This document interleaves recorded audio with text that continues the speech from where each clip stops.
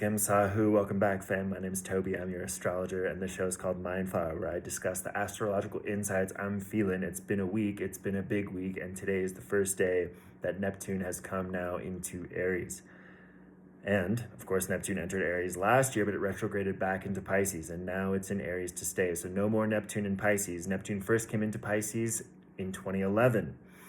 And now it's leaving. So we've had this whole Pisces chapter where Neptune, in the sign that it rules, from 2011 to 2026, has been the strongest placement in the chart, right? Of course, we had a couple years where Capricorn, Saturn was at its home in Capricorn and in Aquarius, but that was only 5 years, right? And Neptune's been there for 14 years, right? 14, 15 years, something like that. Jupiter, of course, only spends a year in the sign that it rules, right? Sagittarius, and that's 1 out of every 12, right? So we have seen some other rulers in their houses, but nothing like Neptune, nothing as slow as Neptune, not since Pluto left Scorpio in the mid-90s, right? So Saturn will be coming into Pisces, Saturn will be leaving Pisces on February 13th. That's 2 weeks from now. And so one of the big things that we're going to see over the next 2 weeks, we're going to see Saturn really crunch down. I mean, there's the thing about Neptune, there's the thing about Pisces where it is dreams, it is imagination, it's also delusions, it's also nightmares. It's a place where we are inspired, by divine inspiration, that springs spontaneously from the subconscious, in visions and dreams. It's also, where we are self-sabotaging. It's the house of undoing. It's the house of hidden enemies, because the hidden enemies, ultimately are your subconscious self-defeating mechanisms, like we talked about, the incongruity between the imperial eternal self and the small I, the language, narrative, egoic self, and those incongruities lead to conflicts, and we project those inner demons out into the world, right? So the number one hidden enemy that everybody has is their own shadow, which is the parts of themselves that they do not want to see or otherwise have suppressed, due to the events in their lives and, family karma, generational trauma, stuff like that. And so it's, it's where we're dreaming and where we're inspired, and also where we're totally delusional. And so over the past 14 years, we've become much more spiritually literate. We've become much more spiritually aware, and also we've become somewhat much more delusional, right? And anybody that's been super involved in the spiritual community for quite a while will tell you it's been a beautiful renaissance to see, and also it's kind of gotten off the rails, right? And so we're going to see that now getting back on the rails, right? Because Saturn's been in Pisces, which is a difficult place for Saturn, because Saturn rules boundaries, and Neptune rules no boundaries. And Neptune is farther away from the sun than Saturn, and is a slower rhythm, so it sits deeper, it's a deeper layer. And so Saturn in Pisces, it's a really powerful placement, Saturn and Neptune, Saturn in Pisces, Neptune in Capricorn. These signatures signify the ability to bring dreams to life and to give form, to our creative visions. However, also it's bad boundaries, it's leaky barriers. And with Neptune in Pisces, Saturn doesn't stand a chance, right? It really doesn't. It does the best it can to try and rein things in, but it really just is not possible. So now Saturn gets 2 weeks to crunch down on all the delusions that people have about where the line is, right? And we're going to see, I think, it's going to play out in all different levels of society and in your individual lives, right? Because ultimately, we're going to be asked and forced to let go of the things and ways in which we are and have been deluding ourselves, whether it comes to, the job, the partner, the living situation, the life path, all that stuff, where you've been lying to yourself since 2011, okay? But you also have been channeling in your inspirational understanding of the path which you and the creator have chosen together for you to live out in this life. And so the adjustments could be painful, or they might be amazing, right? Uranus is finishing in Taurus too, and Saturn's just coming off that sextile to Uranus. And so it's the last 8 years too, where we're having that final surprise is coming down the pipes. Many people have already been delivered that final surprise. I mean, Uranus is about to come direct, right before Saturn enters Aries. And so like you might have gotten laid off by surprise. You might have finally gotten the job offer that you've been waiting for. I mean, Uranus, Taurus has to do with money. Taurus has to do with value. Taurus has to do with self-worth. So you might be feeling very, very constricted and fucked ultimately. Like if you haven't been working on your self-worth, if you haven't been working on your inner sense of value, if you haven't been pushing yourself to find a new sense of self-worth, to find that confidence in your own internal value that's going to allow you to navigate a chaotic reality, then this moment can be like a high anxiety moment for you. And and it can bring some really nasty surprises, because the more that we resist the evolution of our own identity, our own soul, our own creative process, the more that we will project out into the world that desire for change, and then the world will bring us that change, through events, experiences, other people, so on and so forth. So another thing to think about is with Neptune now in Aries, well, who's the dispositor of Aries? Who is the owner of that house of Aries, right? When you look at transits, you think about what's going on in the house. It's like driving down the street, you see something going on at the house, you might want to call the landlord. The landlord of Aries is Mars. Hey Mars, where you at? Mars is in Aquarius, conjunct Pluto, right? Pluto just came into Aquarius. Last time Pluto was in Aquarius, we saw the American Revolution, right?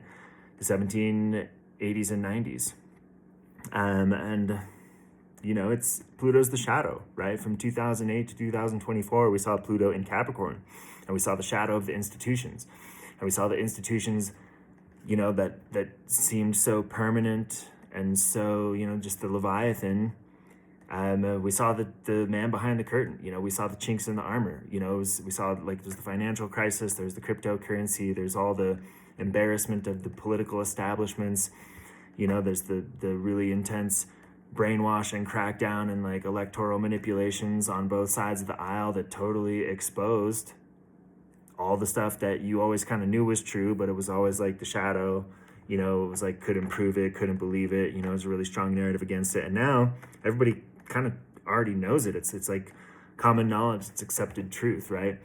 And so we're going to see the same thing, when it comes to the archetypes of Aquarius over the next 20 years. And of course, the archetypes of Aquarius have to do with technology, and they also have to do with humans. And so we're going to start to see the shadow of humans be exposed, and the shadow of collectivism, because Aquarius is like the global community. It's bigger than just your neighborhood. Gemini's your neighborhood, right? Gemini's the town, the city.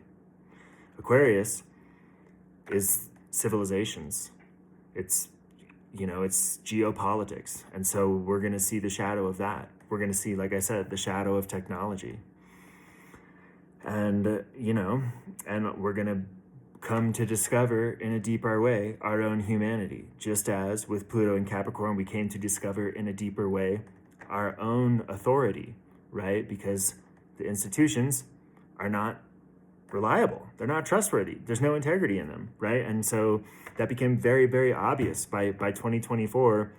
If you didn't get the message about how you need to be able to stand up on your own 2 feet and take care of yourself, that you won't be able to rely on Uncle Sam necessarily, or Goldman Sachs, or Pfizer, right? Or the World Health Organization, it's just that's the lesson, right? Is we find our own sense of integrity, with Pluto and Capricorn. And now we're going to find our own sense of humanity, and we're going to find our own unique individual expression, which is so much having to do with both Aquarius and Leo, right? Because the Pluto polarity point is the karmic desire. That is the evolutionary pressure. So anybody being born with Pluto and Aquarius, their evolutionary intention is to move towards Leo. You can't think about these signs as individual signs. You think about them as an axis. And the thing about the Aquarius and Leo axis, Aquarius is the collective and Leo is the individual. And there's an important symbiotic relationship, right? Because, it's no good for one individual to be like, yo, it's all about me. It's also no good for the collective to be like, everybody needs to look the same and talk the same and dress the same and act the same. it's more about a community and a culture where people can have their own individual expression, and that contributes to the light and the creativity and the brightness of the whole composite. And that means you got to allow for diversity, but you can't enforce it, right? Like, and so, yeah, so, there's going to be some boundaries that are going to start to be set, and there's going to be some delusions that are going to be disrupted. And Aries is the sign of escalation. Like, if you ever get in an argument with somebody that has strong Aries, they're always willing to shout louder. They're always willing to up the ante. You're never going to be louder or more aggressive than like an Aries, because they love it, right? I mean, anybody with strong Aries, like, they'll take it there, because they just are like, yeah, let's do it, let's rock and roll. And Uranus is coming into Gemini, and Uranus is a very explosive, very provocative, disruptive energy. And Gemini is, the curiosity that killed the cat. Gemini is all about the experimentation. Gemini is the fuck around and find out sign. And Uranus is definitely the like finding out after you fuck around. Uranus is, it's extraordinary and shocking, in totally unpredictable ways. And so, you put those two together, there's a lot of impulse, there's a lot of aggression, there's going to be a lot of disappointment around the delusions, which are not going to work out, and the boundaries, which are going to get enforced. And, it plays out in a bunch of different levels, for example, right, and this has already started to begin, right, because we saw this flavor last year when Uranus came into Gemini, then it retrograded back into Taurus. We saw both Saturn and Neptune ingress into Aries, retrograde back into Pisces. And so we've seen boundaries start to be enforced in ways that people don't want. But also, you're going to start to see, the boundaries be enforced upon the enforcers, right? I mean, like, because you got some law enforcement agencies which are kind of like overstepping, and they're going to be regulated upon, just as those who are crossing international borders and thinking that doesn't matter are getting regulated upon, and people that are confused about like the boundaries of biology are also going to be severely disappointed. It's like, so no one's going to escape from this, right? And so we, if we take a step back and look at the bigger picture, we've been in this Pluto and Capricorn, Neptune and Pisces, that's air, that's water and earth. And now we're moving into, the Neptune and Saturn going to be in Aries, Pluto going to be in Aquarius. That's air and fire. And it's a much more aggressive, expressive, external reality where, it's what's that famous quote, right? The strong do what they will and the weak suffer what they must, right? And like, that's, it's an old story from ancient Greece, right? When Athens like invaded some island, and the island was like, oh, we're going to trust to the virtues of our just, we're in the, we're the warriors of justice, and like the gods are going to deliver us because like, we're divinely imbued with righteousness.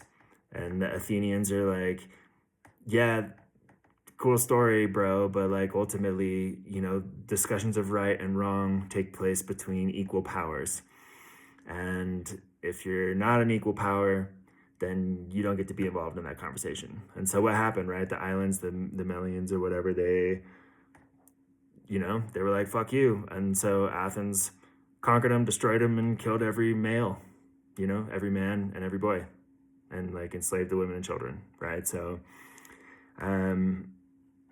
it's, I don't know. I mean, we're having a callback to historical ages and historical moments which we've largely forgotten about, especially like in the West. And people are living in this delusional fantasy land because our civilization has basically become unmoored, from the, the healthy path of civilizations, right? I mean, civilization is all about ideally enabling the pursuit of creative expression and wisdom and knowledge, right? And spiritual fulfillment. But that process, right? Because like the purpose, that's, hold on, just to back it up, right? That's what civilization is about, because it's a vessel for spirit, for a creator to discover itself, for the creative spirit of the universe to discover itself, which is the spiritual nature that runs through every human, and the creative ability that runs through every human, is all the different fragments of the creator. And in order for it to know itself and experience itself, it goes through all these periods of imbalance. It goes through periods of confusion. It experiences all the different ugly questions of war and peace and violence, and dominance and submission. I mean, that's all part of the divine experience. And so, like, this, civilizations, it's the conglomeration and the expansion and the growth of a particular set of values and cultural symbols. It's a particular mythology. It's a story. It's a collection of symbols. It's a language. And as it grows, it creates this opportunity for people within it to experience things beyond the daily struggle for bread and water, to begin to experience their own creativity, to have, the time and the resources for spiritual pursuits and studies. And through that process, again, sickness, illness, confusion, depredation, it all becomes part of the experience, and things get off track, just like mutations can happen, just like infections can happen in a plant, and you got to like trim them off or prune them out, or sometimes the plant dies, and it's just this ongoing negotiation of the creative process of spiritual awakening that's taking place through, by, with, and through us, according to the will of the creator, right? And according to its own process of self-realization. And so now, with this Aries energy that's coming in, and this Aquarian energy that's coming in, the invitation and the necessity is to tap into our own individual expression and pursue it relentlessly, right? And understand that, like, we are human, and we're going to find out what that really means. And unfortunately, sometimes that can require great crisis, because sometimes that's the only way to disrupt the confusion. But the good news is that for Uranus in Taurus over the last 8 years, and this Chiron and Aries transit, we've been given the tools to navigate a chaotic reality and to be part of the healing, and that's the thing, is in order to heal the collective, like, start with yourself. You're not going to save the world by showing up to the battlefield, right? And like going out with the big group to like cause a disruption. And that, and that could be, if you're looking at what's going on in the United States right now, that description would fit a couple different groups on both sides of the political aisle, right? And like, Kaipacha was reading the Sabian symbol for the degree of Aquarius, which Pluto sits, and I think also it's very significant, the Sabian symbol for the degree of Aquarius, where Mars is sitting currently. And where Mars sits, right, at 2 degrees, 2 degrees of Aquarius, the Sabian symbol is a deserter from the Navy.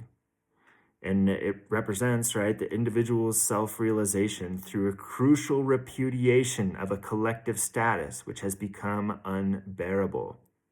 I'll read it again. The individual's self-realization through a crucial repudiation of a collective status which has become unbearable. Now, I bet you, right, if you look at the protesters, you talk to the protesters in Minneapolis right now, they're going to be like, yeah, that's me. I'm repudiating, the collective status, and it's unbearable. The thing to realize, though, is that's also how Donald Trump feels, okay?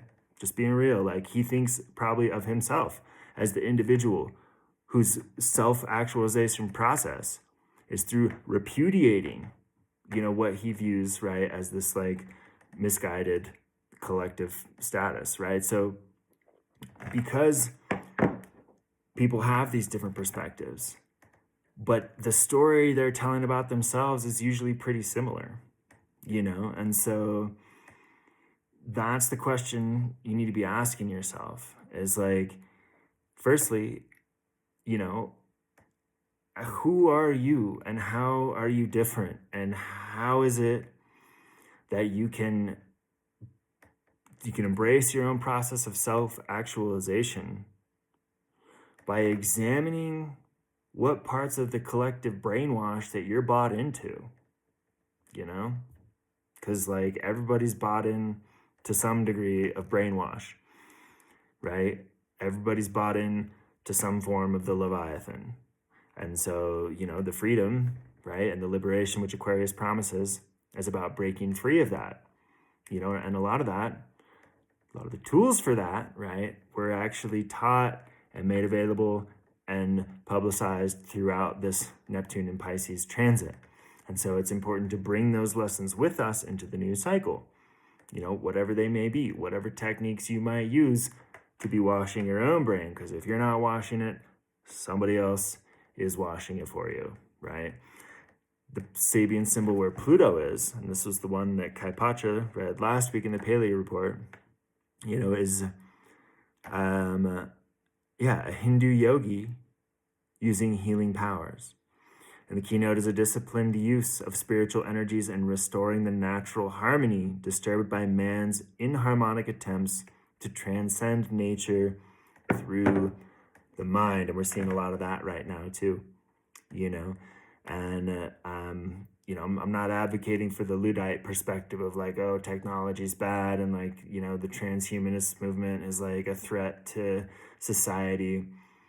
But I think it's important to understand that we have bodies, and we are here in the world, and like opting out isn't an option, transcending isn't an option, it really isn't, right? Like, it's more about embodying. And the body is the thing that engages with the struggles and challenges that arise in the physical reality.